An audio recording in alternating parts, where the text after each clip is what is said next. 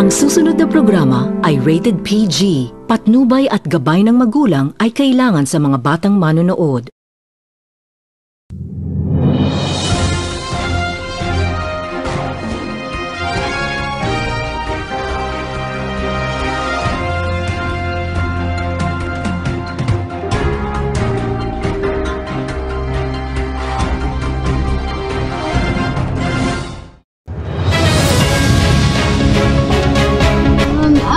Ay hindi lamang daluyan ng komunikasyon. Ito ay naglalaman din ng ating mga kultura, tradisyon na pag-usbong ng teknolohiya ay nagdala ng maraming pagbabago sa ating wika. Maraming mga bagong salita ang batayan ng wikang pambansa ay hindi naging nabalita. Maraming diskusyon at opinion ang isinagawa upang ay hindi lamang isang wika, ito ay representasyon ng ating pag-unlad ng ating wikina. Ang papalit ng pangalan mula Tagalog patungo wika ay ang patutubong wika na natutunan ng isang tao mula pagsilang pa lang. Habang pangalawa at Magandang umaga, Luzon, Visayas at Mindanao. Ito ang 5 balita, ang iyong gagapay sa pagbibigay ng mga impormasyon mula sa iba't ibang panig ng bansa. sa ulo ng ating mga nagbabagong balita, wika, susi ng komunikasyon at kultura. Wikang pambansa, isang paglalakbay sa wikang Pilipino. At sa paunahing balita, tatalakayin natin ang kahalagahan ng wika bilang isang napakalagang instrumento ng komunikasyon at pagkakakilanlan ng ating kultura. Tama ka dyan. Ating aalamin kung paano umuunlad ang wika kasabay ng pagbabago ng teknolohiya at modernong panahon. Para sa detalye ng ating mga balita, narito ang aming ulat. Ang wika bilang isang masistemang balangkas ay itinuturing na sentral na instrumento sa pagpapahayag ng kaisipan at damdamin. Ayon sa pag-aaral, ang bawat wika ay natatangi at may kaniya-kaniyang mga unit panggamatika, sistema ng tunog at pagkakabuo ng mga salita at pangungusap. Sa isang panayam kay Pablo, isang dalubhasa sa linguistika, ipinaliwanag niya ang kahalagahan ng wika sa paghubog ng ating pagkakakilanlan. Ang wika ay hindi lamang daluyan ng komunikasyon. Ito ay naglalaman din ng ating mga kultura, tradisyon at kasaysayan. Ang bawat salita at pangungusap na salita at ating binibigkas ay may kasamang mga pahiwatig na nagpapakita ng ating mga paniniwala at pagpapahalaga. Sa pamamagitan ng wika, naipapasa natin ang ating mga kaalaman at karanasan mula sa isang henerasyon patungo sa susunod.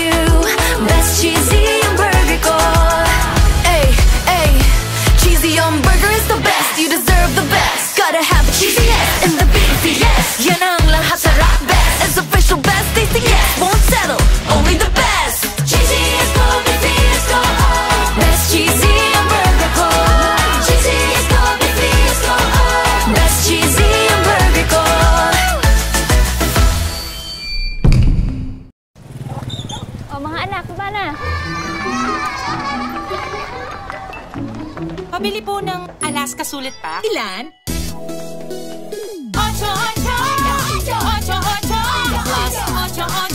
8, may 8 ng handa. Ang Alaska Sulit Pack, siksik with 8 grams more. Mas pinasulit ang 8 ko. Sulit! Ang Alaska Sulit Pack, mas pinasulit pa!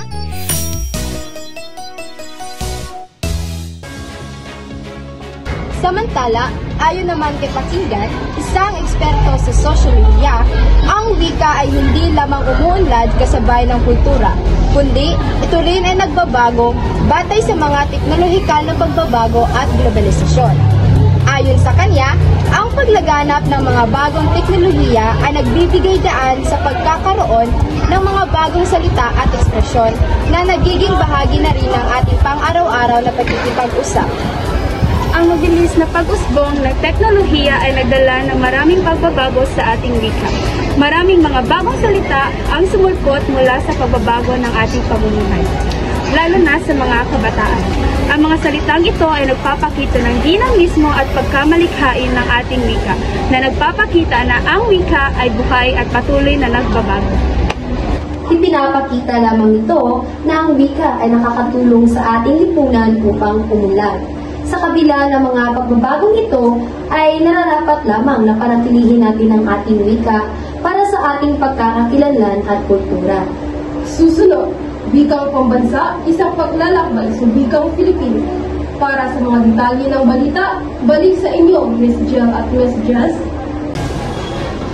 Ang kasaysayan ng wikang pambansa ng Pilipinas ay isang mahalagang bahagi ng ating pambansang pagkakakilanlan. Mula sa mga unang talakayan noong 1934, nang ang Kombensyong Konstitusyonal ay nagtalakay sa pagpili ng isang pambansang wika hanggang sa pagpili ng Tagalog noong 1937. Ang wika ay naging simbolo ng ating pagkakaisa.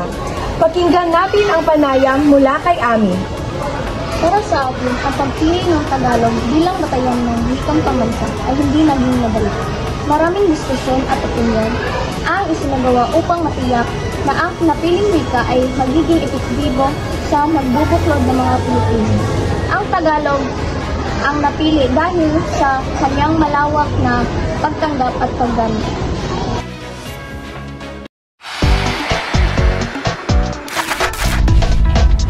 Anong 18? Alin to, chicken McDo. Much malaki, much juicier, much crispier to. Better chicken McDo. Alin to, chicken McDo. Much malaki, much juicier, much crispier to. Better chicken McDo. Alin to, chicken McDo. Much malaki, bigger and better na, so much to love talaga. Better chicken McDo. Atin to, chicken McDo, naghihintay na para sa'yo. Parami na tayo, so in love sa Chicken McDo. Ang chicken na para sa atin, so much to love dito. Para sa'yo at para sa atin, ang better Chicken McDo. Atin to, Chicken McDo. Much malaki, much juicier, much crispier to. Better Chicken McDo. Bigger and better Chicken McDo. Atin to.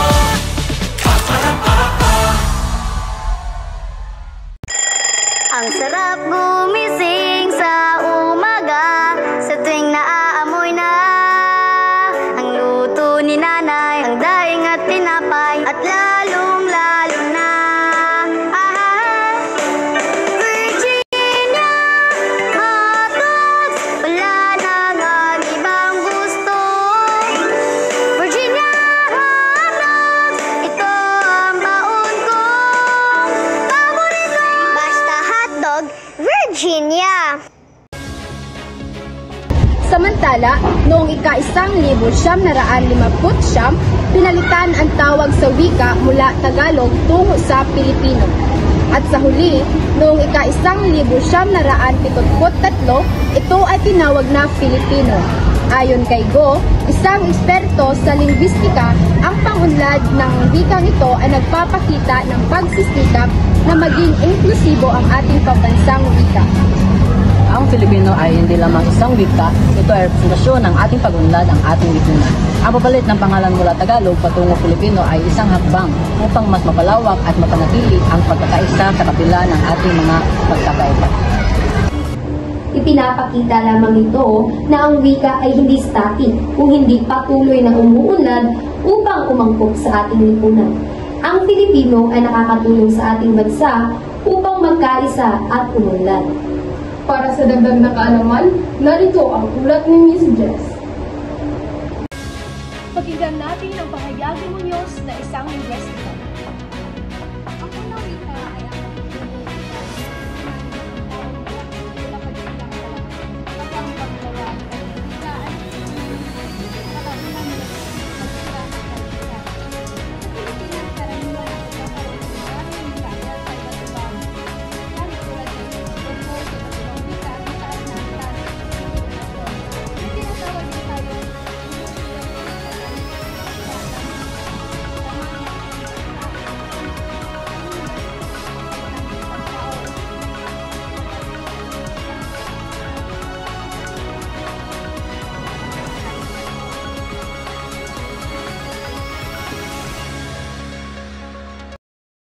Pag kailangan ng gamot, huwag mahihiyang magtanong. Kung may right med ba nito? May right med ba nito? Pag may kailangang gamot, huwag mahiyang magtanong. Kung may right med ba nito? Ang Right Med ay premium na gamot na kayang bilhin. Dahil gusto namin na gumaling kayo.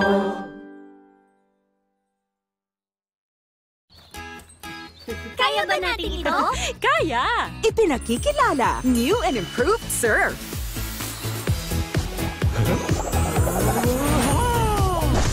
Ngayon, with more active whiteners para sa mas pinabisang linis at bango boosters, kaya walang kasing bango.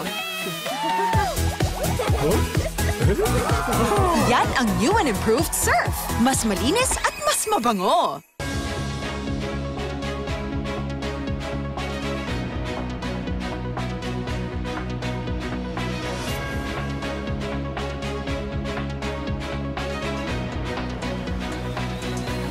Para sa'yo, paano ka-importante ang wika ay napaka-importante kasi ito ang magiging basihan ng pagkakaintindihan ng mga. At iyan ang mga balita sa umagang ito. Muli, ako si Istoy Dapu. At ako naman si Castillo Jen Rosemary E. Maraming salamat at magandang araw sa inyong lahat.